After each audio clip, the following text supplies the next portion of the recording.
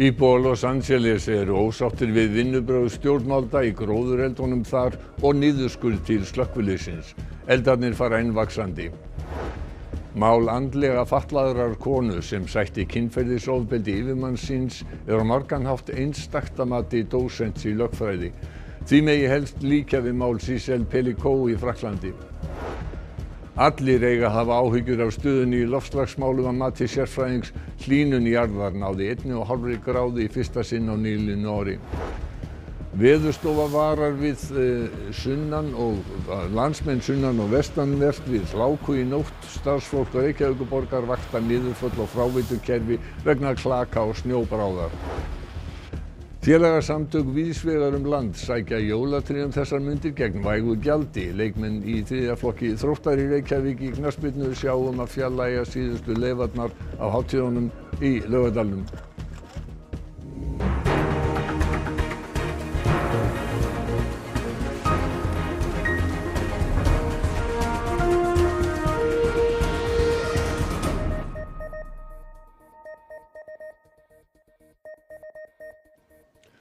Gott kvöld. Íbúar Los Angeles í Bandaríkjunum krefjast skýring á því hvers vegna eyðilegging af völdum gróðureldana hefur reynst jafn mikil og raun ber vitni. Rannsókn hefur verið fyrirskipuð á búnaði til björgunar en slökkviliðsstjóri segir niðurskurð til slökkviliðs vera hluta af orsökinni. Það er dapurlegt að lítast víða í bænum Palisades. Eldur hefur engu eirt á stórum svæðum. Yfir 100.000 manns þurfa enn að dvelja utan heimilis síns og margir þeirra hafast við í sérstökum neyðarskýlum. Og þeir sem hafa fengið að snúa aftur leita að hlutum sem skipta máli. That's her ashes. Oh. That's her remains right there. Oh, well that's fine. Yeah, that's it, Karen. Let's see what And this is probably from it. The metal melted away from around. That's her remains. 5 eldar loga nú á 145 ferkílómetra svæði sem á stærð við Hafnarfjörð. Sá stærsti, sem heitir Palisades, hefur teygt sig lengra í austur og valdið því meðal annars að Getty listasafnið var rýmt. Þar eru mörg verðmæt listaverk geymd, meðal annars eftir Rembrandt og Van Gogh. 11 hafa farist í eldunum. Margir íbúar eru ósáttir við hversu mikil eyðileggingin er, einkum þar sem margir brunahana reyndust tómir. Gavin Newsom, ríkisstjóri Kaliforníu, hefur fyrirskipað rannsókn á björgunarbúnaðinum, meðal annars hvers vegna skortur var á vatni. En slökkviliðsstjórinn telur skýringarnar fleiri. We are still understaffed, we're still under-resourced, and we're still underfunded. So with that, whether it's 7 million, 10 million. But was the budget cut? Yes, it was cut, and it did impact our ability to provide service. Slökkviliðsmönnum gekk aðeins betur að hemja eldana seinnipartin í gær þar sem vindur gekk aðeins niður.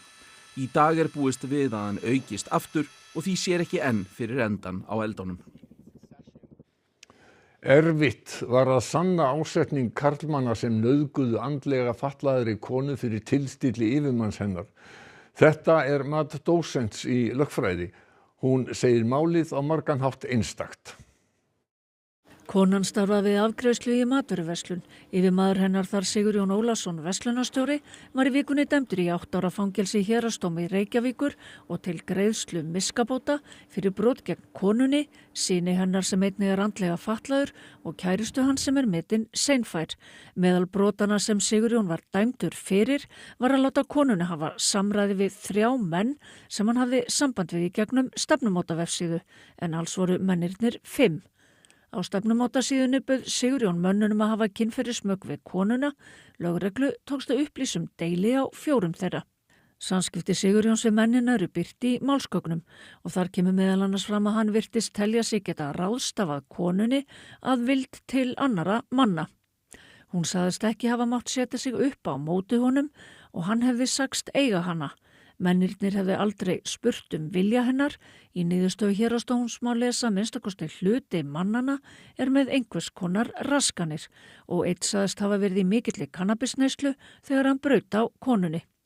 Enginn þessara manna hefur verið ákærður. Það virðist vera að dómurinn meti það svo að það sé engan veginn hægt að sanna að þeir hafi haft ásetning til þess að nauðga þessari konu. Þessi mál fara mjög lengt og koma mun sjaldnar upp á yfirborðið að mínu mati heldur en mál þar sem brotaþoli er ekki með andlega fötlun.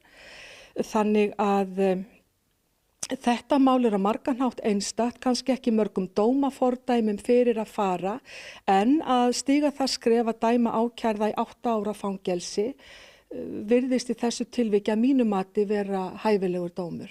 Mál frönsku konunnar Giselle Pellicot hefur verið talsvert til umfjöllunar en eiginmaður hennar var nýverið fundinn sekur að hafa byrlað henni ólyfjan svo að tugir karlmanna gætu nauðgað henni. Svala segir hliðstæður með þessum 2 málum. Þarna að ræða konu sem á erfitt með að bera hönd fyrir höfuð sér og líka svo sem viljalaust verkfæri í höndum ákærða. Nýliðið ár var það heitasta í sögunni bæði í Evrópu og Bandaríkjunum. Þá mældist hlýnun í fyrsta sinn yfir 1,5 gráðu frá iðnbyltingu.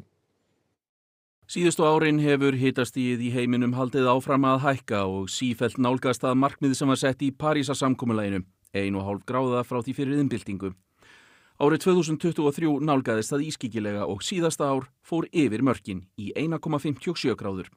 Orsakirnar eru gamalkunnar, aukin losun gróðurhúsalofttegunda sem veldur ekki aðeins hitabylgjum heldur aukinni úrkomu og öfgum í veðri. Það sem Parísarsamkomulagið kvað á að þessi 1,5 gráða næði yfir 20 ár þýðir þetta ekki að þau mörk séu rofin, en sérfræðingar segja þetta þó alvarlegan áfanga. There's an extremely high likelihood that we will overshoot the long-term average of of 1.5 and of the Paris Agreement limit. Indeed, the news is not encouraging and the urgency of climate action has never been more important.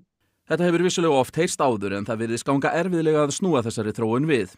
Þjóðum heims gengur misvel að draga úr losun en breska veðurstofan spáir þó að þetta ár verði ekki eins hlýtt og það síðasta þó að það verði meðal 3 hlýjustu ára sögunar. Að mati sérfræðinga heldur þessi þróun áfram ef ekki verður gripið til frekari aðgerða. So we're at the edge of what climate has existed during the development of human civilization.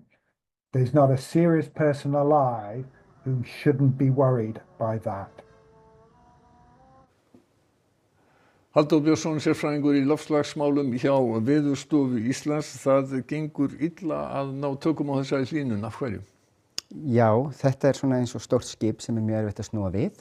Það náttúrulega eru mjög margir aðilar sem þurfa að koma að til að ná árangri og reyndar maður segja vöxturinn hefur síðustu ára ekki verið jafn mikill og hann var áður en það ennþá allt of margir aðilar sem eru að losa á mikið þó að það hafi dregið úr hjá Evrópubandalaginu og reyndar hjá Bandaríkjunum líka en þá eru bæði Kína og Indland að auka mjög mikið og reyndar fullt af öðrum þjóðum.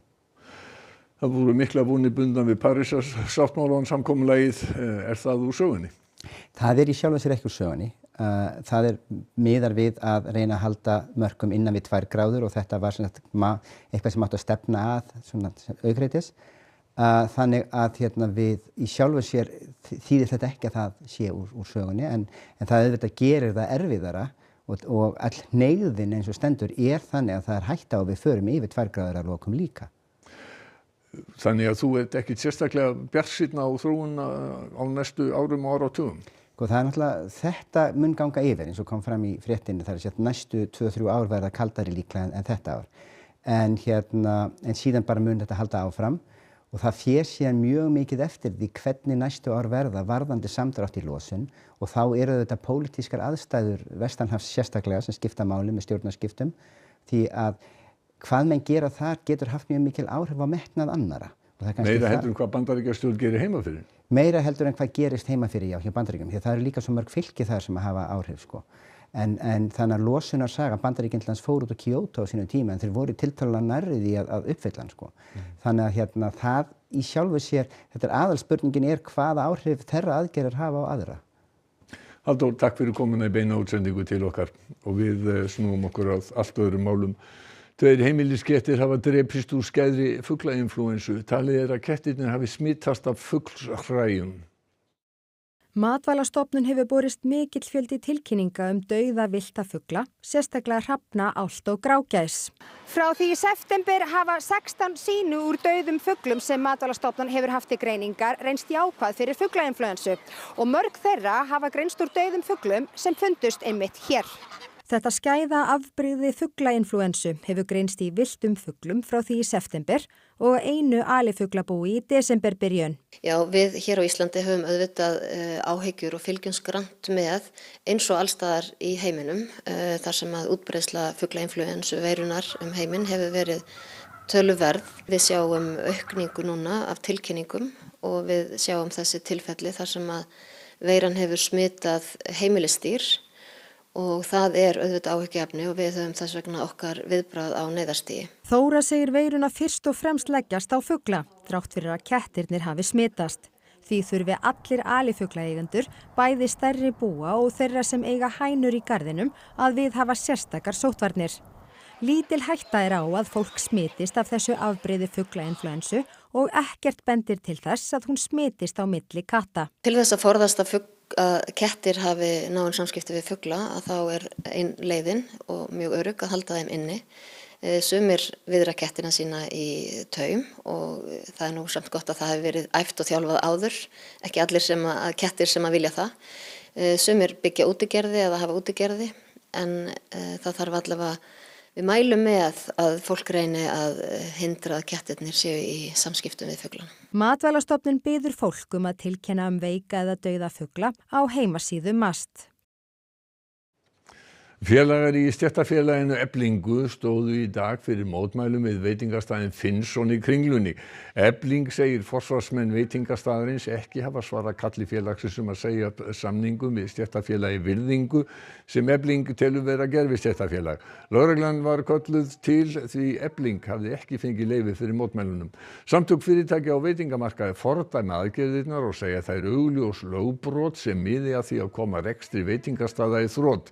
Efling segist ekki linna mótmælum fyrir en ljóst sé að veitingamenn fylgi gildandi löglegum kjarasamningi Eflingar og samtaka atvinnulífsins.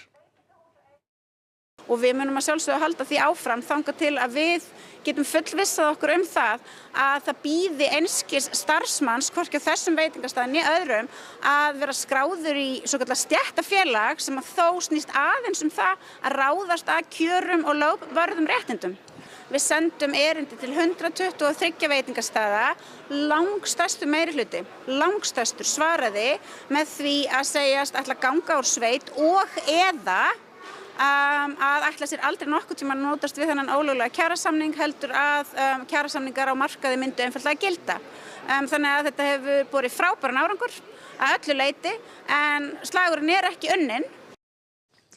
Koma þarf upp skýjaþjónustu hér á landi sem gæti annast greiðslukerfi ásamt öflugra gervihnattasambandi, segir framkvæmdastjóri greiðsluveitu Seðlabankans. Hætta á að sæstrengir rofni og greiðslukerfin lamist metin meiri en nokkur sinni fyrr. Hér á landi ekki til neitt innlent greiðslumiðlunarkerfi og Ísland sker sig úr hvað það varðar. Seðlabankinn hefur árum saman bent á ókosti þess í ritum sínum og skýrslum. Vel yfir 90% af öllum greiðslum hér á landi fara fram með kredit- og debitkortum. Hinn tæpu 10% eru millifærslur og greiðslur með reiðufé. En verslunum sem taka við reiðufé fer sífellt fækkandi. Veikleikarnir byggja í grunninn á því hversu háð við erum erlendum innviðum sem eru ekki reknir hérna innanlands hjá okkur. Og þá má segja að við séum svolítið búin að setja mjög mörg egg í sömu körfuna hér á landi. Ef einhver truflun verður á sambandi við Ísland að þá getur greiðslan ekki farið fram ef hún þarf að sækja upplýsingar eða staðfesting frá erlendum aðilum. Greiðslur með greiðslukortum myndu detta út ef samband Íslands við umheiminn rofnar. En væri hægt að nota kort til að taka út úr hraðbanka? Nei, það væri ekki hægt heldur. Ísland sker sig úr að því leytinu til að bæði eru greiðslur með greiðslukortum töluvert hærri hér á landi heldur en víða erlendis og greiðslur og við erum ekki með neitt innlent kerfi eins og mörg erlend lönd eru með til staðar hjá sér. Annars staðar á Norðurlöndunum eru til innlend kerfi sem myndu virka ef samband við önnur ríki ljósleiðara og sæstrengi rofna. Og þannig kerfum telur Seðlabankinn brýnt að koma upp hér á landi ásamt öflugra gervihnattasambandi.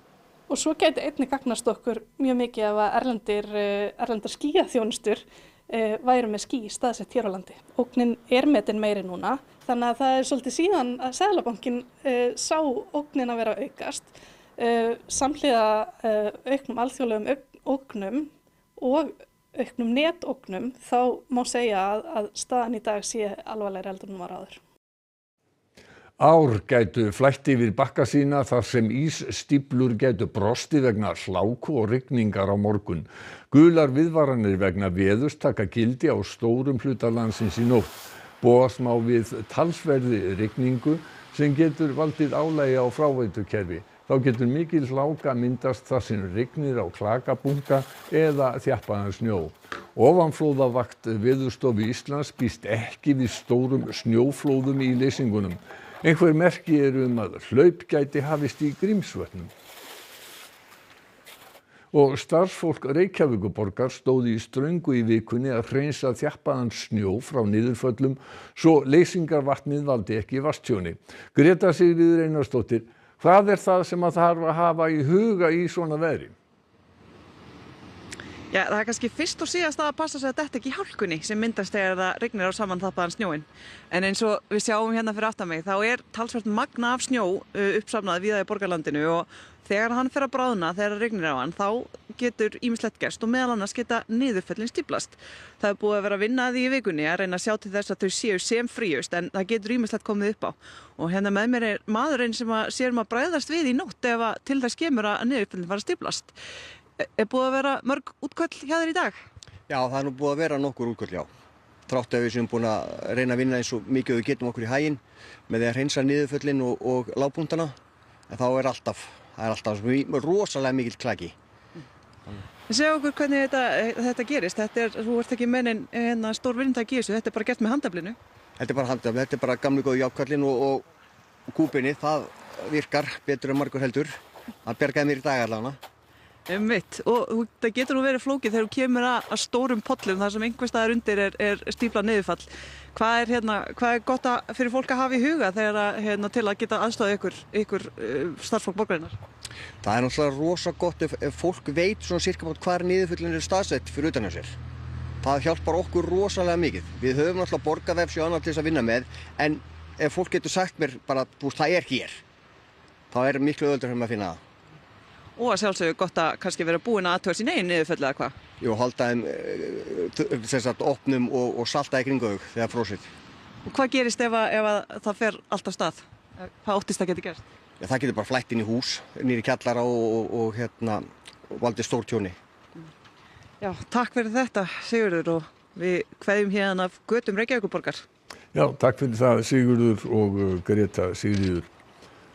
Félagið Ísland-Palestína stóð fyrir samstöðugöngu með Palestínu í dag. Hópurinn safnaðist saman á Hlemmi í Reykjavík klukkan 2 og gekk niður Laugaveg á Austurvöll þar sem haldinn var útifundur. Þetta fyrsti samstöðufundurinn sem að félagið stendur fyrir frá því að ríkisstjórn Kristrúnar Frostadóttur tók til starfa. Þess var krafist að ný ríkisstjórn efni gefin loforð og grípi til aðgerða gegn hernaði Ísraels í Palestínu. Við viljum pressa á þessa nýju ríkisstjórn að beita sterkari aðgerðum til þess að stöðva þjóðarmorð í Palestínu. Ég ætla allavega rétt að vona það. Maður getur ekki annað en vona. Þetta hlýtur að vera skárra en það sem við höfðum. Ég bindi miklar vonir það og að ný ríkisstjórn muni beita viðskiptaþvingunum á Ísrael. Eins og þau töluðu fyrir kosningar þá lofaði það góðu og ég vil reyna að vera vongott að eitthvað gerist en ég veit það ekki. Þau þurfa bara svolítið að sanna sig og standa við orðin sín fyrir kosningar og sína með gjörðum en ekki bara orðum. Það er ekki hægt hana, maður verður að hafa eitthvað stað von. Heldur þau komið til með að stíga svona fastar inn í þetta og taka afgerandi afstöðu í þessu máli? Ég óttast ekki, en eitthvað stað verður vonin að koma. Þetta algjörlega óboðlegt og það þarf bara að gera eitthvað. Þau geti gert miklu meira en okkur hefur verið talið trúum og bara að taka afstöðu fyrsta skrefið og gerið það. Þó að 13. sé kominn og farinn var það sums staðar fyrst í dag sem að síðustu leifarnar af jólunum enduðu á haugunum. Þriðji karla og kvenna í knattspyrnu hjá Þrótti í Reykjavík stóð í ströngu frá hádegi að losa fólk við jólatrén. Jólin eru svo sannarlega búin þegar jólatréð er komið í ruslið. En eins dauði annars brauð og íþróttafélögin hérna á höfuðborgarsvæðinu njóta góðs af. Ég spila með Þrótti og við erum að safna jólatrjám fyrir einhverja fjáröflun. Já, bara fyrir fótboltamót og til þess að eiga penning fyrir að kaupa fyrir önnina. Sonur minn er að æfa í 3. flokki og lendir fjáröflunarstarfi þá á þér. Að sjálfsögðu, þetta er bara foreldrastarfi er það skemmtilegasta sem hún gerir í Þrótti. Er það að fara um allan Laugardalinn? Hvað er það að fara stórt svæði? Já, bara allan Laugardalinn, líka hana 105 held ég, já. Og við förum í hús og tökum tré og setjum í gám og förum að sorpu. Og þetta er heljarinn að vinna sem þeir eru í hérna. Er þetta gott svona í janúar? Þetta er frábær hreyfing. Hver þarf ræktina? Við förum ekkert inn. Við erum út að klippa tré. Að jólatré heima hjá þér, er það komið í hrúuna? Nei, ég er með svona gerfi. Sérðu fram á langan starfsdag í dag? Nei, við ætlum að vera til 5. Temmilegt. Alveg mátulegt. Kristín Hermannsdóttir er veðurfræðingur kvöldsins og segir að í nótt og fyrramálið fari skil yfir landið á undan þeim hvessi og rigni talsvert. Gular viðvaranir vegna hláku hafa verið gefnar út fyrir stóran hluta landsins í nótt og fram á morgundaginn. Á morgun lægir og dregur úr vætu. Eftir hádegi verður fremur hæg suðvextlæg eða breytileg átt og súld eða þoka en áfram rigning suðaustan og austan til fram til kvölds. Fremur hlýtt í veðri og Kristín fer nánar yfir horfur næstu daga að loknum íþróttafréttum sem Einar Örn Jónsson sér í kvöld. Ísland beið lægri hlut gegn Svíþjóð í síðari vináttuleik liðanna í handbolta karla í Svíþjóð í dag. Íslenska liðið heldur nú áfram til Króatíu þar sem fyrsti leikur HM býður á fimmtudag. Þú veist, við erum bara að grafa eftir hundinum og standa þétt saman og taka bara ábyrgðina. Mikil spenna var í báðum leikjum úrvalsdeildar kvenna í handbolta í dag, sem og í leikjum íslensku liðanna í Evrópubikarkeppninni. Þriðja umferð ensku bikarkeppninnar í fótbolta hófst í gærkvöldi og Stjarnan er áfram í efsta sæti úrvalsdeildar karla í körfubolta. Þetta og margt fleira í íþróttum. Fyrst helstu fréttir kvöldsins. Íbúar Los Angeles eru ósáttir við vinnubrögð stjórnvalda í gróðureldunum þar og niðurskurð til slökkviliðsins. Eldarnir fara enn vaxandi. Mál andlega fatlaðrar konu sem sætti kynferðisofbeldi yfirmanns síns er á margan hátt einstakt að mati dósents í lögfræði. Því megi helst líkja við mál Cecil Bellicoe í Frakklandi.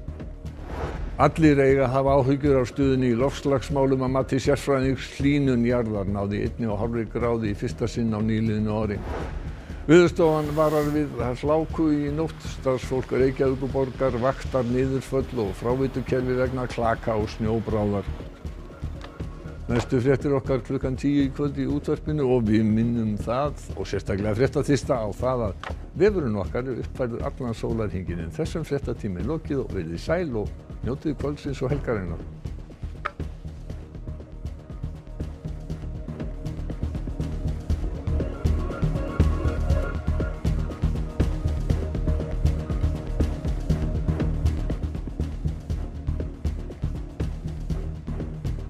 Á RÚV í kvöld. Hefurðu elst hænur? Ég held nú síður.